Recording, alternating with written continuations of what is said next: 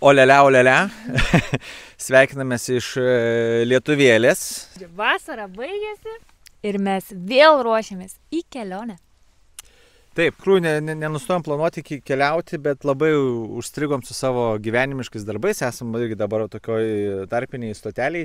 Mūsų fone matot mūsų būsimą vasaros rezidenciją. Šitą visą erdvę, kurią matot, paliksiu nuotraukoms ir papasakosim, kad mes išvažiuojame už savaitės laiko į Japoniją.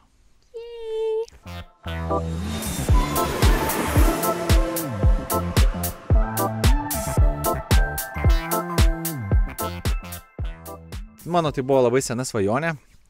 Aš vaikystėje visą turbūt užaugau apsuptas japoniškos technikos, automobilių ir taip toliau. Mano tėvo verslas buvo susijęs su japoniškos automobiliais. Tai visą laiką aš žinojau, kad tai yra tokia šalis toli, kurioje yra pati geriausia elektronika, jie gyvena plus 10, 15 ar 20 metų priekį. Mes kaip po sovietmečio, tai natūralu, kad ta atskirtis buvo. Ir piršau ir Evelinai šitą mintį. Piršo ir pripiršo. Tai žodžiu, varom pažiūrėti, kaip atrodo Japonija.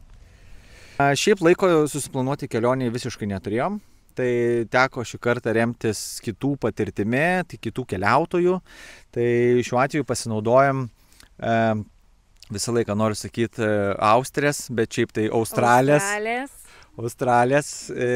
kuri dirba Japonijai, bet gyvena Australijoje ir ten dažnai skraido ir veda savo blogą būtent tokiems keliautojams kaip mes arba visi kiti, kurie nori keliauti ir turi tas vadinamas kelionių iteracijas, kuriomis aprašo Japoniją pamatyk per vieną dieną, per 2 dienas, per 3, per savaitę, per 2 savaitės, 3 savaitės, 4 savaitės, you name it, visus variantus sudėję.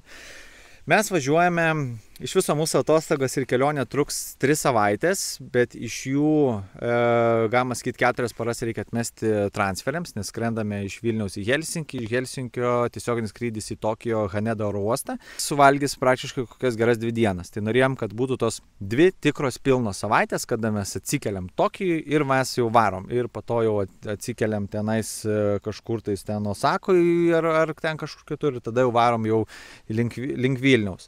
Ta, ką mes norim pamatyti, jokių, kaip Evelina sakė, jokių expectationų nėra, ne? Visiškai nieko. Ir manau, kad tai yra pats geriausias dalykas, neturėti jokių lūkesčių. Nes jeigu bus... Gerai, šitą iškirpsiu. Kodėl? Jeigu bus kas? Jeigu bus gerai, tai bus gerai max. O jeigu išsikelsi lūkesčius, paskui gali būti didelis nusivylimas. Tai jo, tai apie Japoniją mes iš tikrųjų daug nežinom, apart to, kad jie gamina Sony Trinitron televizorius ir japoniškų krūvą automobilių visokių. Tai... Ir kremų daug gerų, kosmetika superinė, kolagenas, viską. Nežinau, ne mano tema. Tai mano expectation yra paragauti daug rameno, patikrinti, ar sušiai yra kitokie negu kitur pasaulyje, nusipirkti peilius. Čia irgi įdomi istorija, bet turbūt eigoje mes vis tiek papasakosim. Ir ką dar? Viskas daugiau.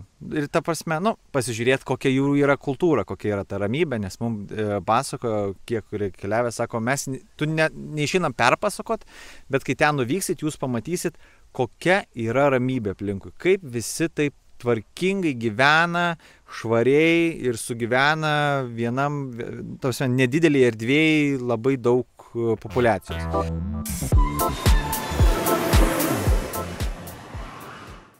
Aš tiesiog turiu užsirašęs didžiulį listą, tai yra 77 lankytiniai objektai. Ir sudėsiu po nuotraukėlę, tam kvadrate čia šalia mūsų, ką mes ten pamatysim. Tai matėm tik tai tiek, kiek Google susidėliojom, nes ėjom pagal tą sąrašą, kurį mes gavom, kaip keliauti tas 2 savaitės ir tiesiog dėjomės taškus žemėlapį, kur ten reiks nuvaryti. Tai tik nusileidus Tokijui, mes nusileisime apie 3 valandą jų vietos laiku, pasidėsim daiktus ir turime vieną jau bilietą nusipirkę įkilti į dangoraižį, pamatyti Tokijų iš viršaus, kaip jisai atrodo. Tai bus Shibuya Sky dangoraižis. Toliau kitą dieną skirsime Shibuya visam rajonui. Tai bus Hachiko šuns skulptūra, tada pereisim žymėją Scramble sankryžą, pačią didžiausią ir labiausiai busy pasaulyje. Tada važiuosime į Harajuku labai bus daug tokių įdomių pavadinimų, kuriuos sunku ištarti, arba labiau įsiminti, ištarti gal ne taip sunku. Tai ten bus Takešita parduotuvių skveras, tada paragausim Rainbow Snacksų, tada bus laikas parke. Ką ten laikas parke? Nu, tai bus pažiūrėsim medžius, tada varysime į labiausiai pavojingiausią Tokijo rajoną. Jis yra Shinjuku vadinasi. Pavojingiausias tai yra tuom, kad maždaug jeigu gyveni saugiausiai pasaulyje šalyje, kurie nėra kriminalų ir ten kažkas pavogė piniginę ir tai yra pirmas kriminalas per mėnesį laiko, tai jau jie skaito, kad jau čia jau yra dabar jau ne pati nesaugiausia vieta. Tai Shinjuku būtent turi irgi tokią nesaugumo etiketę, nes aplinkui labai mažai kriminalų jokių, labai griežtos bausmės ir ten nieks neužsiminėja, bet tame regione yra visi tie didžiausi skverai, bariukai, daug alkoholio ir, kaip žinom, alkoholis dažniausiai priveda ne tik prie linksmybių, bet ir prie visokių blogybių.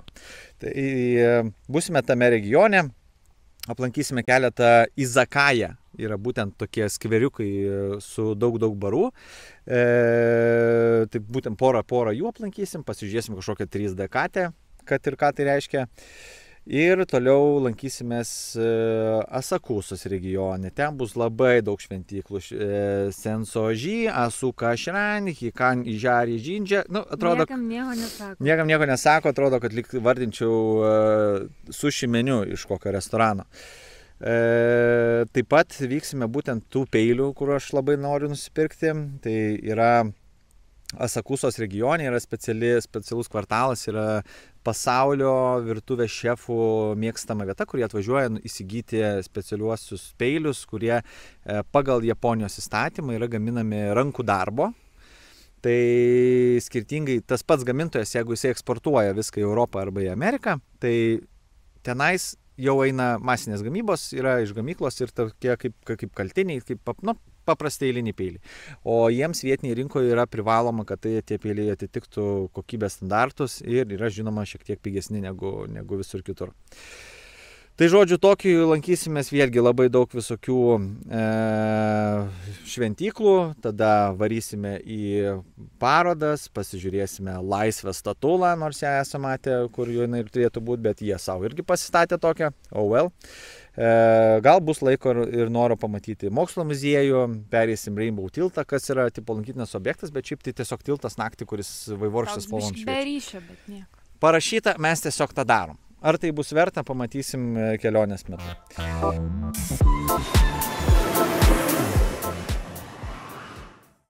Toliau vieną dieną skirsime aplankyti Hakone miestelį, tai yra vienas arčiausiai esančių miestų, pamatyti iš arti Fuji kalną. Tai toks gražus kalnas. Jisai šiaip turėtų būti kaip nuotraukai matosi, tai turėtų būti su daug sniego viršūnėje, bet kadangi ten dabar yra 31 laipsnis, o naktimis yra 22, tai jaučiu, kad pamatysim tiesiog žalią kalną, ką dažnai matom ir Lietuvoje. Po šitos kelionės į Fuji kelsimės į Kyoto miestelį. Kyote turėsime nemažai laiko skirti šventyklom.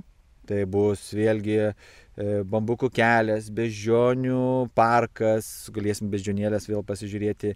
Po to vėl prasideda visa eilė sushi pavadinimų, kurios virsta į šventyklas. Tai ten visokie yra gyoji, bambukų laiptai, aukso populiarioji. Jo, aukso šventykla, Kinkakuji. Tai jinai yra, kaip ten auksų dengta, kaip tai skaičiuoja? Jo, visa auksinė ir šalia yra vandens telkinys, tai labai gražiai atsispindi, visas, labai jau ten prabangi.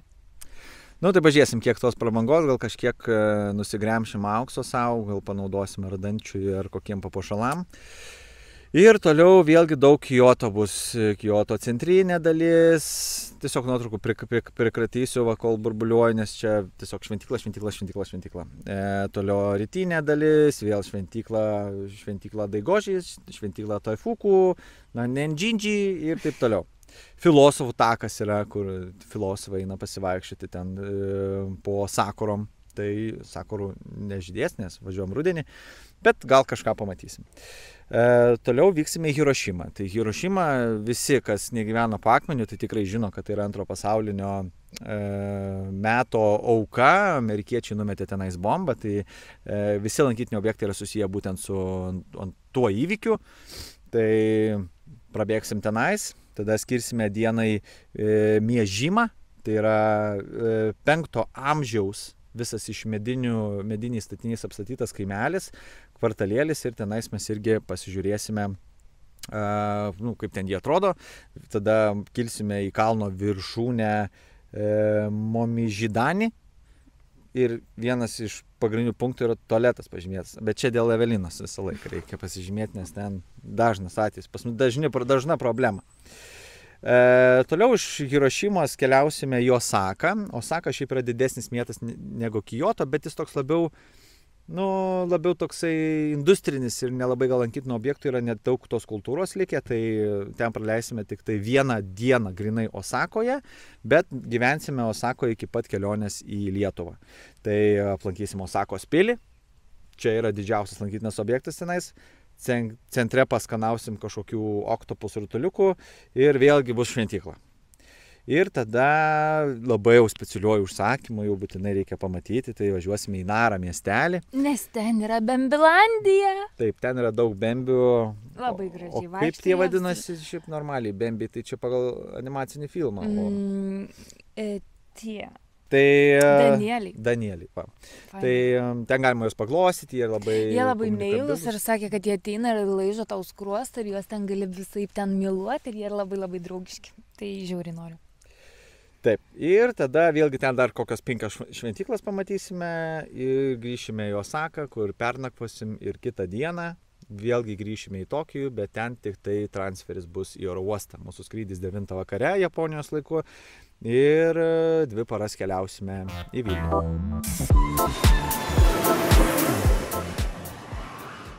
Tai kelionė skamba kaip toks šventyklų rojus.